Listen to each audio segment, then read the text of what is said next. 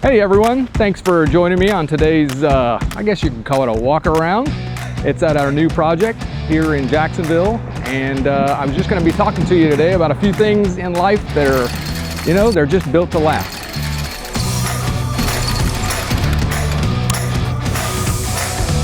If you know anything about us, you know that we love working on old homes. And the awesome thing is, we get to do it every single day.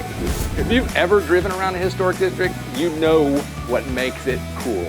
You know why you want to be there. You know what makes those houses special.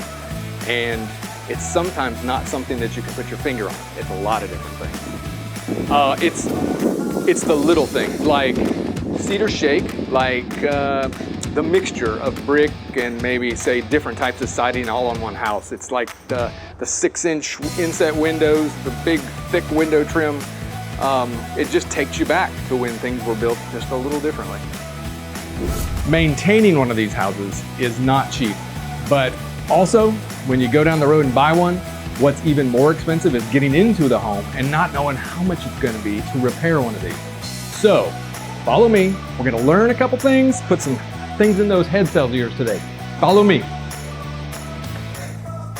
Come on, first one. This month's project is a 1922 bungalow, and it was made primarily, all the walls, exterior walls, were made out of a clay brick.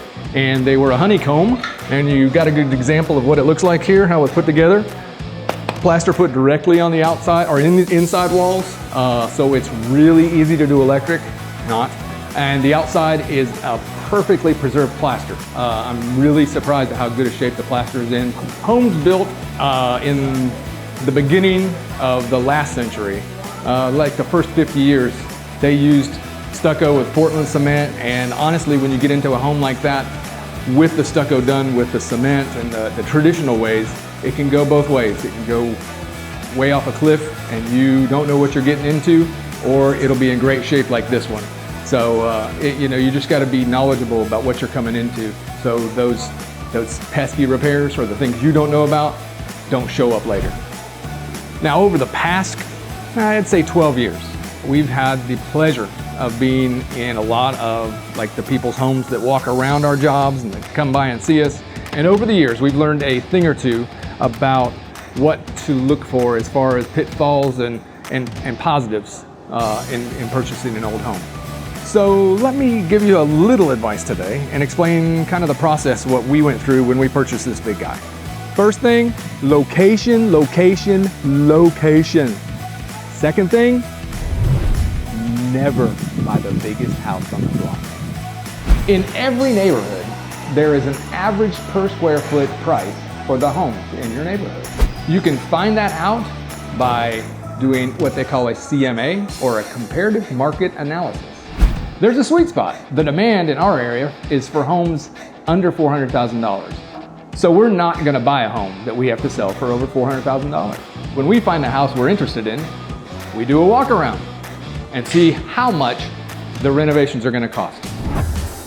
So this is where a good contractor that knows old homes is going to come in handy to you when you buy that house and don't start dumping money into it.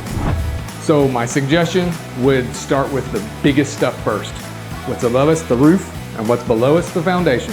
Usually piers on these old homes because they thought it was a cool thing to do piers. They didn't do stem walls.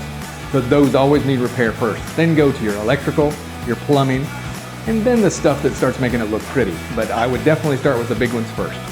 So why am I telling you this? Because I don't want you, one, to get in trouble with the mortgage company or the underwriter there, or insurance. Those two things will trip you up when you're buying an old home. So if the roof doesn't leak and it's over 15 years old, you're probably still gonna have a problem with it. If your house has knob and tube, they aren't going to insure it. If the box is a Federal Pacific, that's not right for insurance, and they will not write insurance on it. So keep those things in mind. Another tidbit, this, plumbing. If it's galvanized in your home, they're gonna make you replace it with PVC. All of it. They'll say no more galvanized, please update to PVC. So back to this house and what we're having to do or not have to do. So we don't have to replace this roof. And look at this beautiful stucco. We don't have to repair it. All we have to do is paint it. Beautiful. But we do have to give him an all new PVC piping, half updated electric, since it was already updated in the 80s, 2 new bathrooms, 1 new kitchen, inclusive of a walk-in pantry, and then lastly, we're going to paint everything, fix some plaster on the inside, and maybe some new drywall on the studs, just so we don't look crazy.